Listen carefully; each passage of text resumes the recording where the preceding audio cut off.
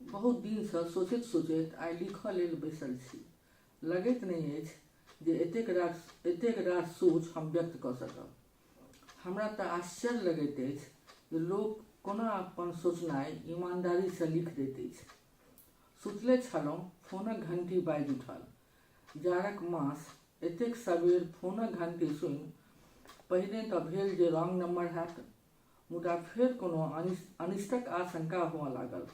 धड़फड़ाइत phone उठेलहुँ तऽ दोसर दिस हमर एक पारिवारिक मित्र जे कॉलेजमे बड़ा बाबू छथि से छलाह।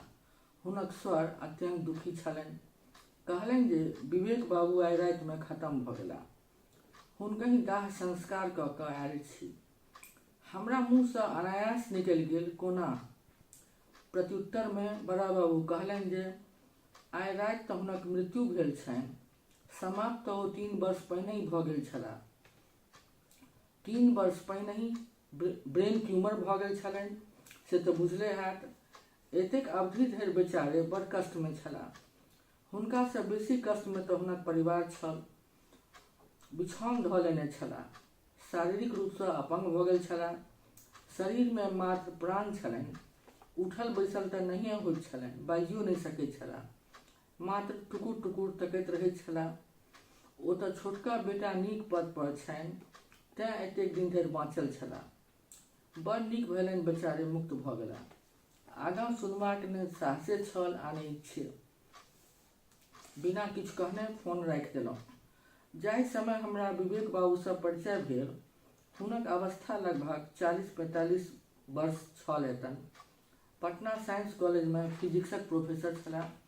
पूरा नाम विवेकानंद झा छलनि। आर्थिक रूपसँ साधारण परिवार छलनि। मैट्रिक परीक्षामे नीक नंबर छलनि, तेँ जेठ भाइ पटना साइंस कॉलेजमे नाम लिखा देलथिन। ट्यूशन कऽ कऽ पटना यूनिवर्सिटीसँ MSc कयलनि एवं पटना साइंस कॉलेजमे फिजिक्सक प्रोफेसर भऽ गेलाह। हमसभ एकहि मोहल्लामे रहैत छलहुँ। ताबत पटना ओतेक पैघ शहर नहि छल। महानगरक संस्कृतिसँ सर्वथा अपरिचित शहर। मोहल्लामे हमर संगी छलीह निशा, अत्यन्त सुन्दरी। वयसमे हमरासँ 3-4 वर्ष छोट छलीह। भेषक, ताहि लेल हुनका हमरा पर बड़ विश्वास छलनि। पूर्णिया दिसक जमींदार परिवारक छलीह। शहरमे अपन जमीन मकान हुनक पितामह धियापुताक पढ़ाइ लेल किनने छलाह। खूब पैघ संपन्न परिवार छलनि। विवेक बाबू ओहि इलाकाक छलाह। संभवतः ताहि लेल दुनू परिवारमे बड़ घनिष्ठता छल।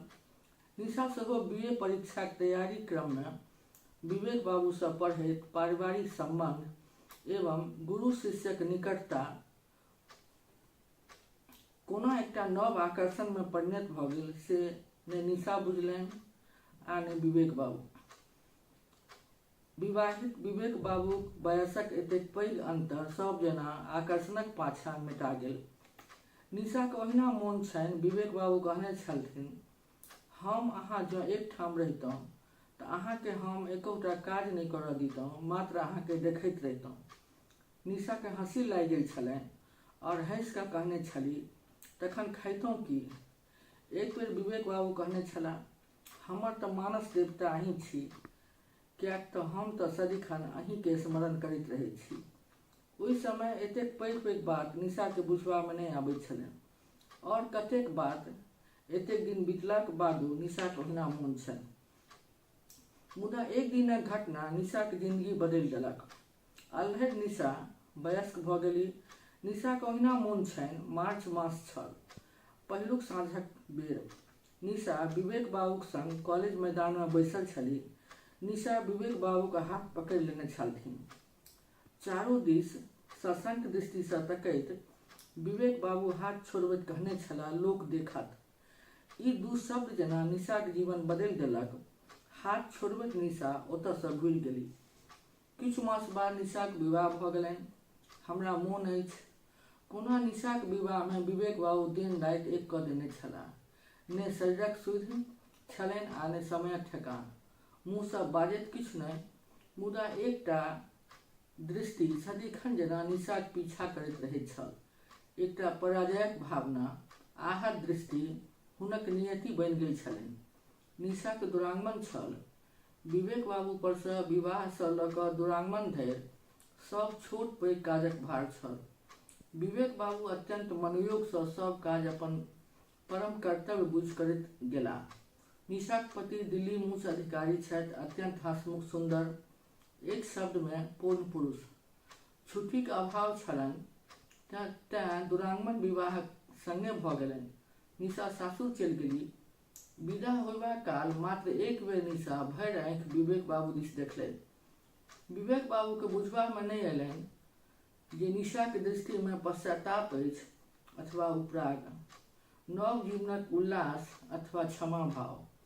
आहत भाव शून्य एवं निर्निमेष दृष्टि विवेक बाबू के नियति भऽ गेलनि जे अंत धरि संग नहि छोड़लकनि। ब्रेन ट्यूमर भऽ गेलनि, बिछौन धऽ लेलनि, जिंदगी अपंग भऽ गेलनि, मुदा अंतो धरि हुनक दृष्टिक हाहाकार संग नहि छोड़लकनि।